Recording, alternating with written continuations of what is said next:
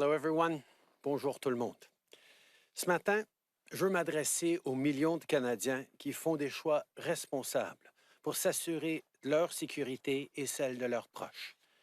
Je sais que cette pandémie est frustrante. It's frustrating that after 2 years, the battle against COVID-19 is still dominating so many parts of our lives. This virus affects us all. 2 of my own children have now contracted it, and this morning I learned I tested positive for COVID-19 as well. I feel well and have no symptoms. Of course, I'll be working remotely this week, and we'll keep following public health guidelines. I want to take this opportunity to remind Canadians to please get vaccinated. It's a challenge that my family and I are facing, but there's nothing unusual or special about it. It's a challenge too many Canadians and people around the world know all too well. Durant cette pandémie, il y a des gens qui ont perdu des êtres chers. Nos travailleurs de la santé continuent de faire un travail acharné. Les scientifiques travaillent jour et nuit pour s'assurer qu'on ait des vaccins pour se protéger. This pandemic is not over, and we have to be there for one another. And as we continue to have each other's backs, as we steel ourselves for the challenges ahead, I know you're wondering about what you saw in our capital city this weekend. As my friend Irwin Cotler said on Saturday, freedom of expression, assembly, and association are cornerstones of democracy, but Nazi symbolism, racist imagery, and desecration of war memorials are not. It is an insult to memory and truth. Hate can never be the answer. Over the past few days, Canadians were shocked and frankly disgusted by the behavior displayed by some people protesting in our nation's capital. I want to be very clear. We are not intimidated by those who hurl insults and abuse at small business workers and steal food from the homeless. We won't give in to those who fly racist flags. We won't cave to those who engage in vandalism or dishonor the memory of our veterans. La statue de Terry Fox et la tombe du soldat inconnu ne sont pas seulement des symboles du passé. Ce sont des points marquants de notre histoire qui représentent des héros canadiens et les valeurs pour lesquelles ils se sont battus. Les sacrifices de ces héros nous ont donné la chance de bâtir un Canada meilleur. Tous les Canadiens ont le droit d'exprimer leur opinion ou leur désaccord avec leur gouvernement, mais ils n'ont pas le droit de menacer ou de harceler leurs concitoyens ni de propager des messages de haine. I want to thank the many Canadians who've made donations to the Shepherds of Good Hope and to the Terry Fox Foundation in response to what they saw this weekend. There is no place in our country for threats, violence, or hatred. So to those responsible for this behavior, it needs to stop. To anyone who joined the convoy but is rightly uncomfortable with the symbols of hatred and division on display, join with your fellow Canadians. Be courageous and speak out. Do not stand for or with intolerance and hate. En ces temps difficiles, tous les politiciens doivent démontrer du leadership responsable. On doit travailler pour rassembler les gens de manière positive. On doit lutter contre la division et la peur avec les faits. To the politicians exploiting people's fears, I ask you to think long and hard about the consequences of your actions.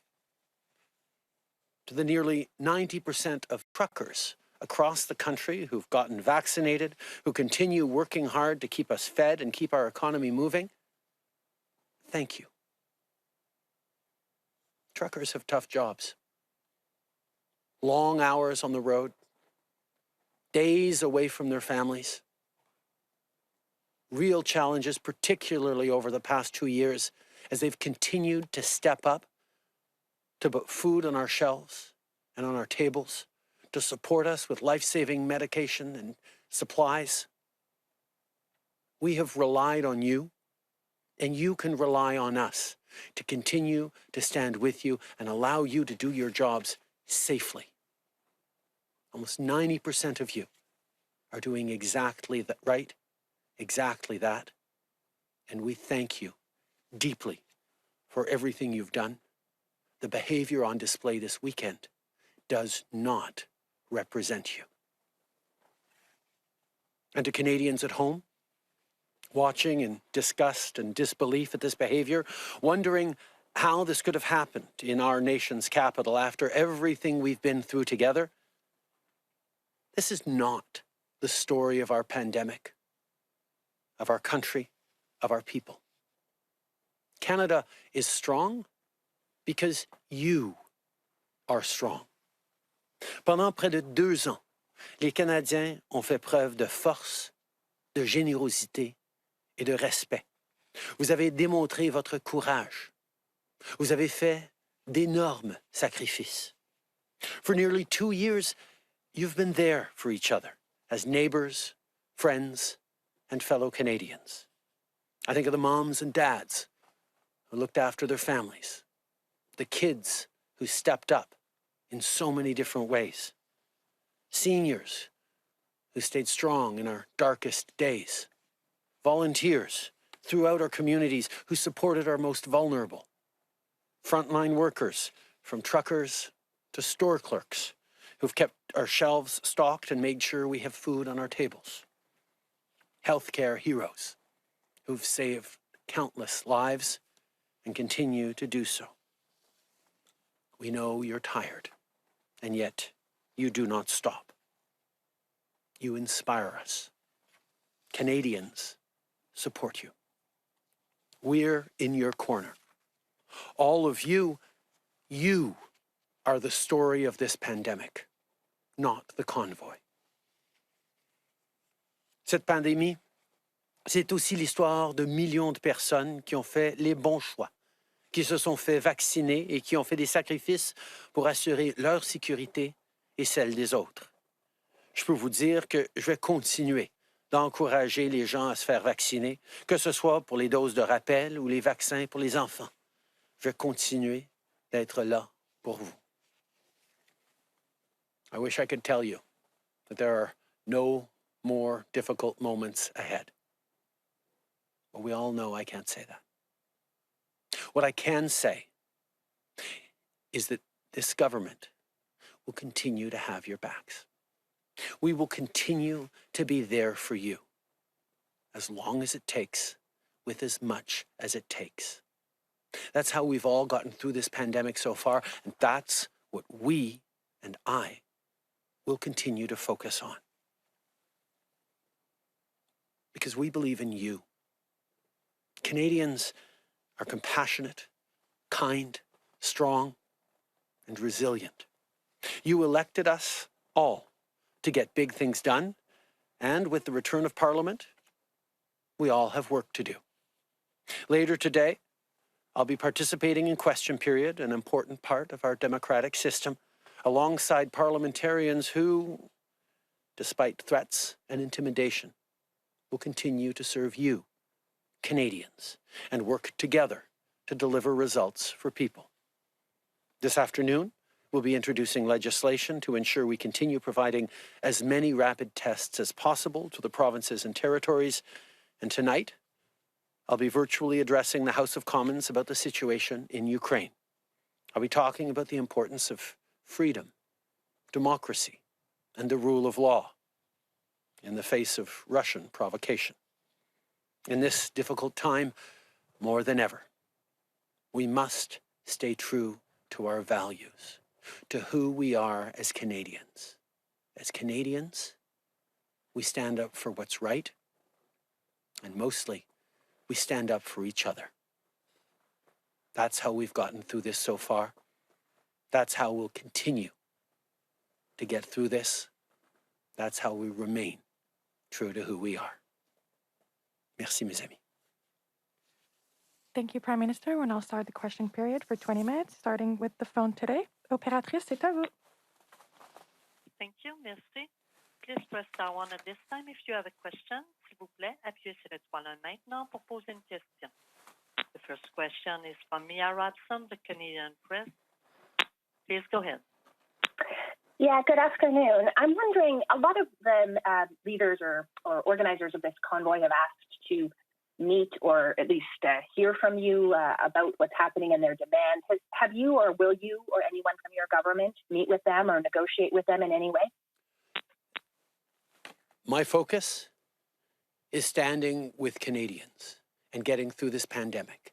The way to get through this pandemic is to continue making the challenging choices and sacrifices as citizens, as individuals, as communities, to keep each other safe, to trust science, to trust facts, to continue being there for each other. That is my focus. That is what I will stay focused on. Can you explain the reason why you won't participate or meet with them? I mean, you've attended rallies on the Hill in the past, including during a Black Lives Matter protest and others. Is there a reason that you can give as for why you will not discuss or have any negotiations with this particular group?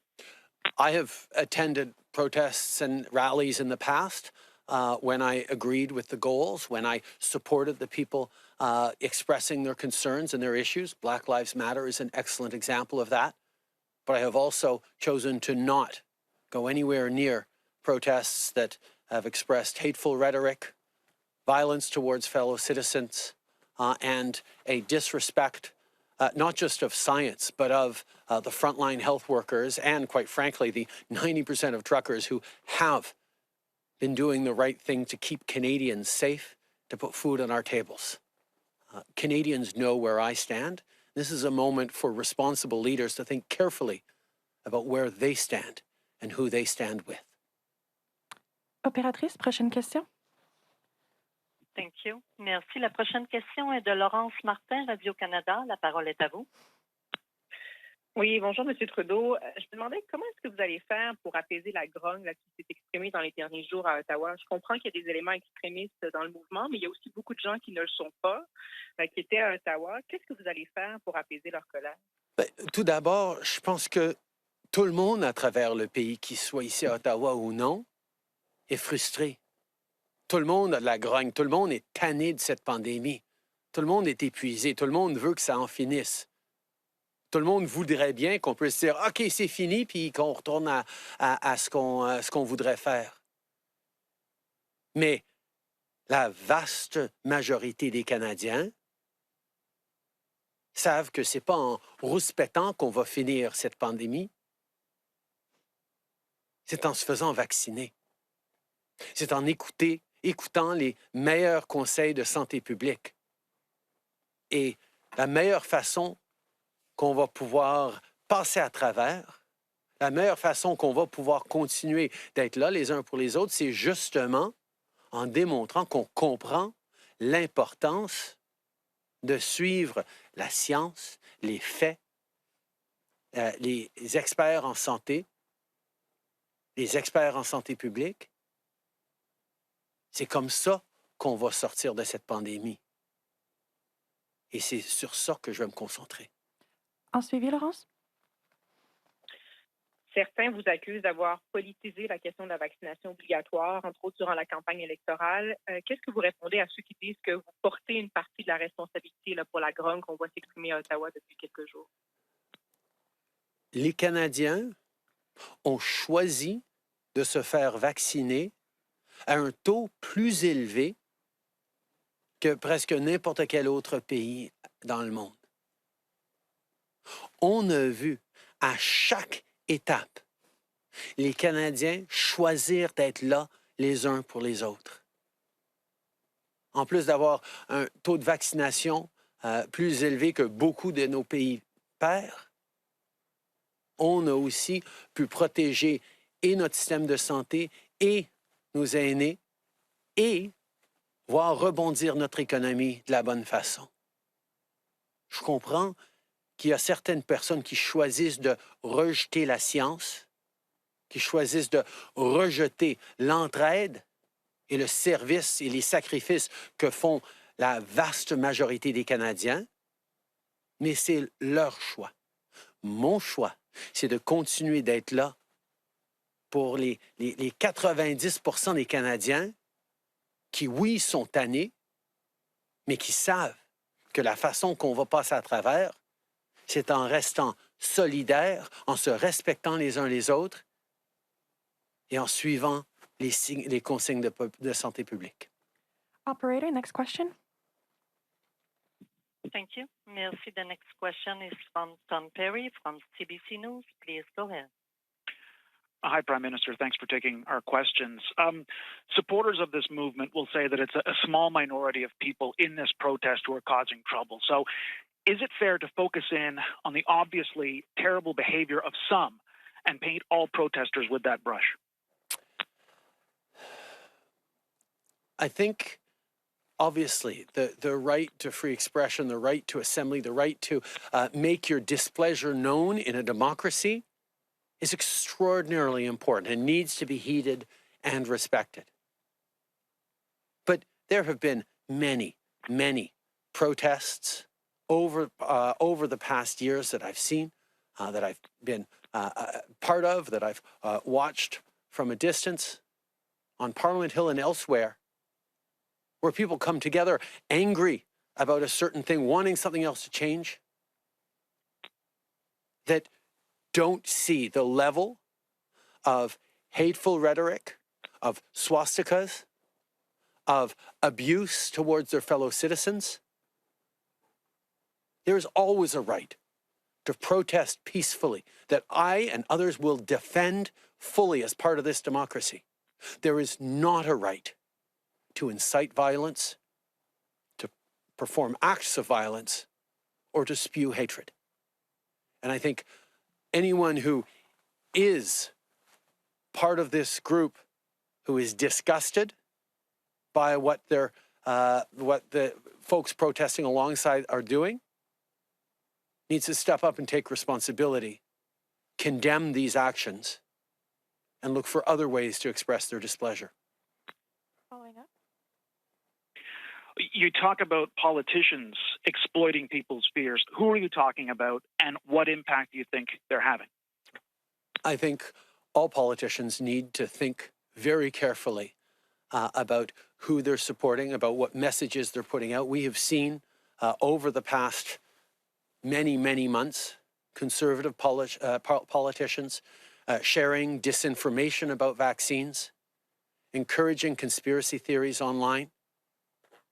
And I think Aaron O'Toole is going to need to reflect very carefully on how he's walking a path that supports these people who do not represent truckers, let alone the vast majority of Canadians. Operator, next question. Thank you. Merci. La prochaine question est de Boris Proulx, Le Devoir. La parole est à vous. Merci. Monsieur le Premier ministre, est-ce que vous excluez faire quelconque concession aux camionneurs qui manifestaient? Les défis auxquels on est en train de faire face dans nos chaînes d'approvisionnement ne sont pas dus aux politiques de vaccination, mais sont dus à la COVID-19. La meilleure façon de passer à travers ces moments difficiles pour les camionneurs, pour tous les Canadiens, c'est en continuant de respecter les consignes de santé publique, en continuant de se faire vacciner comme presque 90% des camionneurs l'ont fait. C'est sur ça que je vais me concentrer, pas sur ces manifestants qui ne respectent pas les faits, la science, ni, pour plusieurs, nos principes démocratiques. En suivi. Merci. En suivi, des manifestants disaient que le Canada était à l'origine de la décision américaine d'imposer la vaccination obligatoire de leur côté. Pouvez-vous nous dire si vous avez fait pression sur l'administration Biden pour qu'il fasse la même chose que le Canada? Depuis les débuts, on m'a souvent posé des questions sur l'alignement ou le non-alignement entre nos politiques ici au Canada par rapport aux frontières avec les Américains. Il y a eu des choses sur lesquelles on s'est aligné, on s'est très bien travaillé. Il y a eu d'autres choses sur lesquelles on est moins aligné. Mais à chaque fois, je démontrais et j'insistais que chaque pays peut et doit faire ses propres décisions par rapport à sa sécurité publique. Mais évidemment, puisque nous suivons la même science et les mêmes genres de conseils d'experts, ça ne doit pas être surprenant que les mêmes principes sont en jeu quand on amène des mesures pour protéger les citoyens. Operator, next question. Thank you. Merci. The next question from Sanda McCharles, Toronto Star. Please go ahead.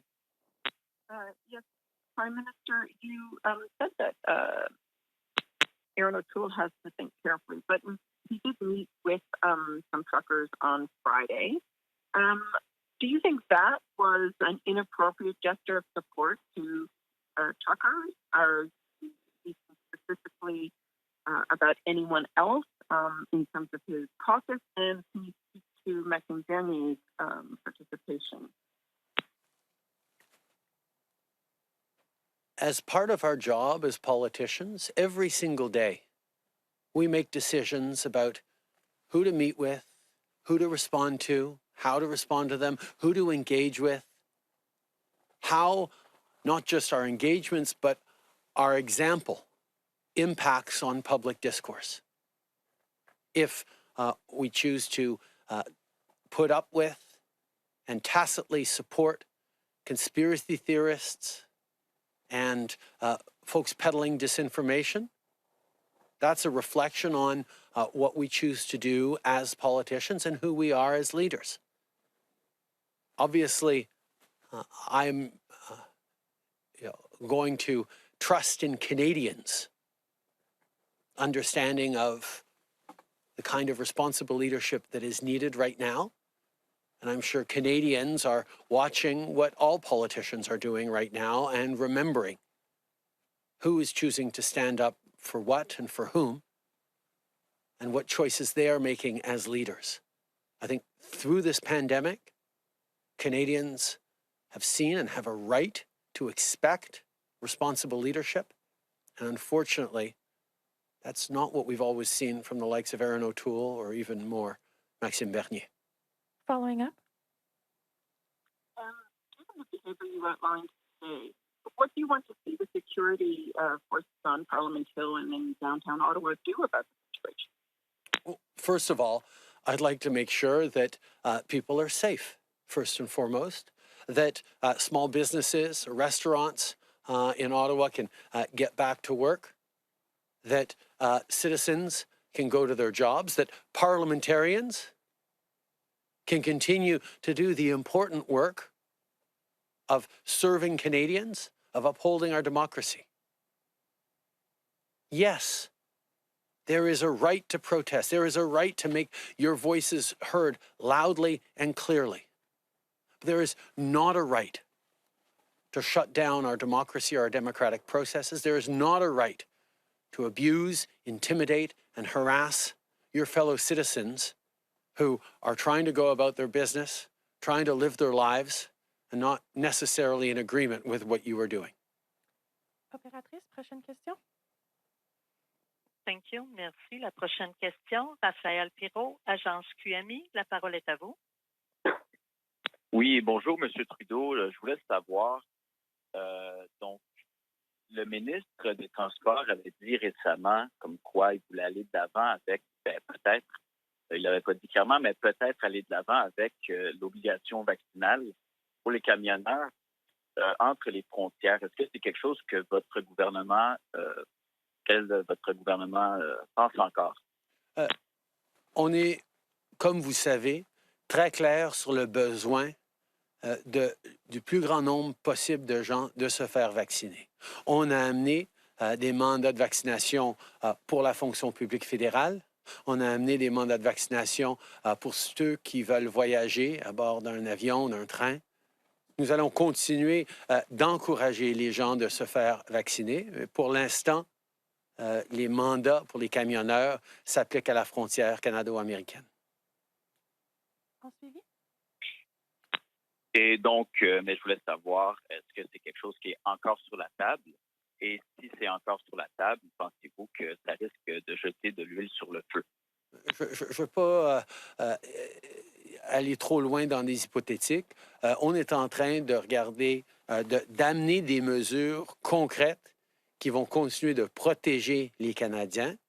Et quand on pense que les camionneurs sont à presque 90% déjà vaccinés, on sait que même sans avoir des mandats supplémentaires, des mandats domestiques, les gens sont en train de faire la bonne chose. Mais comme vous savez, depuis 2 ans, on a vu énormément de mesures et de choses qu'on a dû faire auxquelles on n'aurait pas pu s'imaginer il y a 3-4 ans.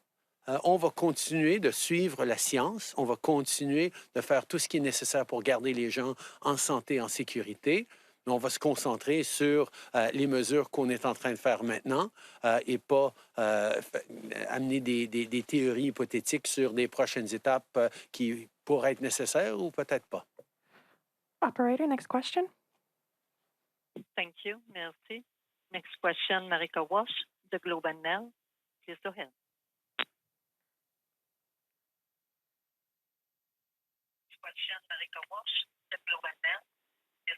Hi, Prime Minister. Thanks for taking our call today. I just want to follow up on, sorry, I'm trying to mute my phone. I'm just trying to follow up on some of your responses about the protesters. I understand the concerns around many of the actions for many of the protesters, but I'm wondering if you, as the Prime Minister, need to engage with the fears and the concerns that others in the crowd raised about the vaccine.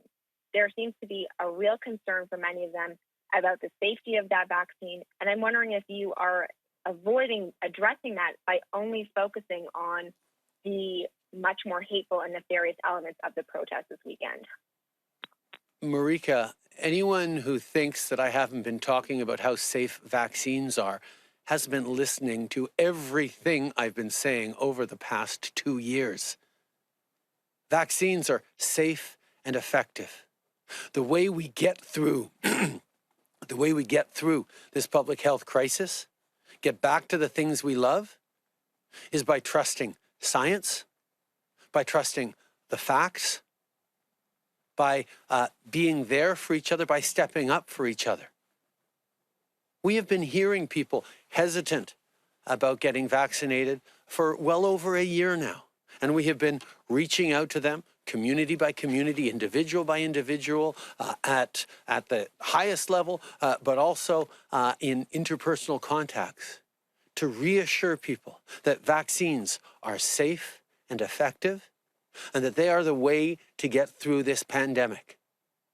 So, yes, the concerns expressed by a few people gathered in Ottawa right now are not new, not surprising, are heard, but are a continuation of what we've unfortunately seen in disinformation and misinformation online, conspiracy theorists about microchips, about God knows what else that go with the tinfoil hats.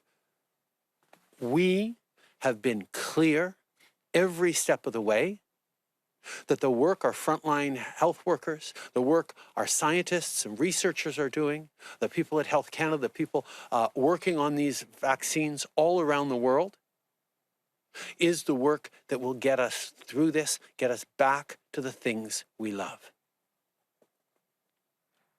Operator, last question. Thank you. Merci. Donc, la dernière question, Michel Sabat, La Presse canadienne. La parole est à vous. Oui, bonjour, M. Trudeau. Avez-vous retenu un quelconque message de ces 3 journées de manifestations historiques sur la colline du Parlement et envisagez-vous d'une quelconque façon ajuster votre politique? Je pense que ce qu'on a vu, c'est que oui, il y a des gens qui hésitent encore à se faire vacciner, mais en même temps, dans la réaction des Canadiens d'un bout à l'autre, pas seulement aux expressions de haine et d'intolérance qu'on a vues parmi ces manifestants, mais aussi dans le message de liberté et de choix. Les Canadiens sont en train de dire, moi, ma liberté, c'est la liberté de retourner à des choses que je voulais faire avant, et la façon d'assumer cette liberté, c'est de se faire vacciner. Moi, mon choix, c'est d'être là les uns pour les autres, parce que c'est comme ça qu'on a créé ce pays. C'est en étant là les uns pour les autres qu'on définit ce que c'est d'être Canadien. Alors, en même temps qu'une petite minorité marginalisée est en train de rouspéter, de manifester, la vaste majorité des Canadiens sont en train de dire, ben voyons donc, c'est en continuant d'être là les uns pour les autres qu'on va passer à travers. On est tous d'accord. On veut en finir avec cette pandémie.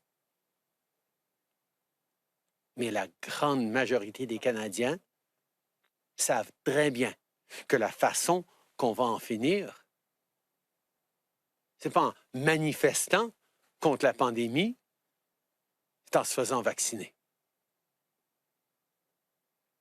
Following up. Les abords du Parlement, M. Trudeau, les abords du Parlement sont-ils sécuritaires et les policiers devraient-ils évacuer le secteur? J'ai énormément confiance dans nos services de sécurité publique qui font un travail remarquable dans des situations extrêmement difficiles. Je veux remercier la police d'Ottawa, la GRC, le service de protection parlementaire et tous ceux qui ont travaillé avec acharnement cette fin de semaine pour s'assurer de minimiser les dégâts et l'harcèlement et l'intimidation des citoyens qu'on a vus à Ottawa.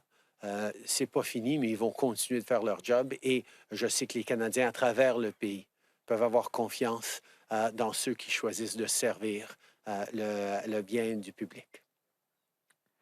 Operator, would it be possible to put Marika Walsh on the line? She didn't get her follow-up. Perfect. Thank you. And we don't have Marika Walsh in the queue anymore. I'm sorry. Thank you. This is what ends today's press conference. Merci tout le monde.